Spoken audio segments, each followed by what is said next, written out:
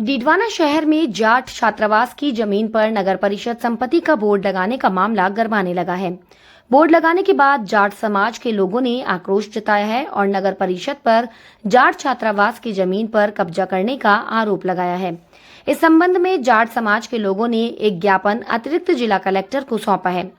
ज्ञापन में बताया है कि जाट छात्रावास की संपत्ति पर नगर परिषद डीडवाना का बोर्ड लगा दिया गया है, जबकि कभी भी उक्त संपत्ति नगर परिषद की नहीं रही और न ही आज की तारीख में उक्त संपत्ति नगर परिषद की है। उक्त संपत्ति आज भी जाट बोल्डिंग डीडवाना के नाम से दर्ज है। उक्त खातेदारी सुधा जमीन पर किसान छात्रावास के नाम से बिल्डिंग बनी हुई है और बिल्डिंग में जाट समाज के बच्चे पढ़ाई और प्रतियोगिताओं की तैयारी कर रहे हैं। उन्होंने बताया कि उक्त बोर्ड को समय रहते अगर नहीं हटवाया गया तो जाट समाज द्वारा कलेक्टर कार्यालय का घेराव कर उग्र आंदोलन कर धरना प्रदर्शन किया जाएगा। साथ ही ज्ञापन में सोमवार को नगर परिषद का घेराव करने की भी चेतावनी दी गई है। ज्ञापन देने वालों में राजेंद्र रेवाड़, मदन बलारा, जगदीश गोदारा, उप प्रधान ओम प्रकाश लील आदि मौजूद रहे। पूरा मामला है ये किसान जाट बोल्डिंग की जो जमीन है खातेदारी की, जो जाट बोल्डिंग के ट्रस्ट के नाम है, कस्सा नंबर 1331 है।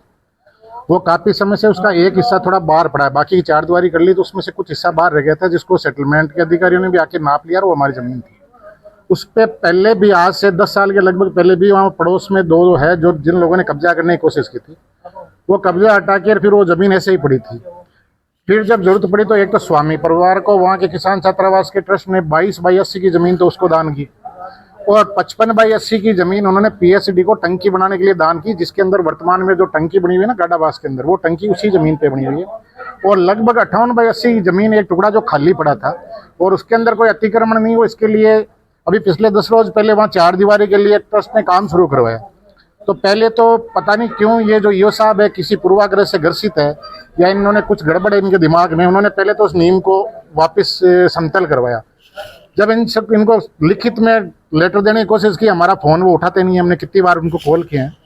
और कल शाम को उन्होंने ये बदनीयती से वहाँ पे ले जाके एक बोर्ड लगा दिया कि यह संपत्ति डीडवाना नगर परिषद की है, जबकि वो जाट बोल्डिंग के खातेदारी की ज़मीन है ऑन रिकॉर्ड। तो उसको लेकर हमने आज कलेक्टर साहब के नाम एडीएम साहब को एक ज्ञापन दिया और उनमें चेतावनी दी है कि अगर उस बोर्ड को हटा के ईओ साहब का यहाँ से कुछ कार्रवाई नहीं होती है तो हम सोमवार से नगर परिषद का घेराव करेंगे। डीडवाना में जाट हॉस्टल की खातेदारी की ज़मीन है। इस ज़मीन को कब्जाने की नीयत से ईओ साहब ने पहले वहाँ पे जो नींव खोदी हुई थी उसको समतल किया और फिर कल शाम को वहाँ पे अपना बोर्ड लगा दिया कि ये संपत्ति जो है वो नगर परिषद की है। तो ईओ साहब प्यार से समझते हैं तो ठीक है, नहीं तो सोमवार को उनका घेराव करेंगे।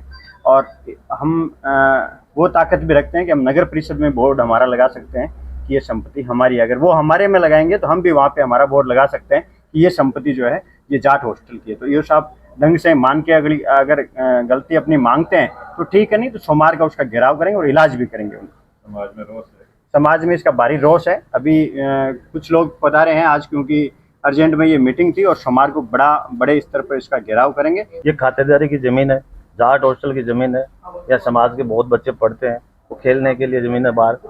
ये बोर्ड लगाया तो गलत लगाया है। आज ज्ञापन दे के बताया है कि 2 दिन में हट जाना चाहिए, नहीं हटा तो सोमवार को उग्र आंदोलन होगा, फिर हटाना पड़ेगा उनको। इसलिए हमारा खुला चैलेंज है कि एक ज्ञापन के इशारे पे हटा लें, अच्छा रहेगा।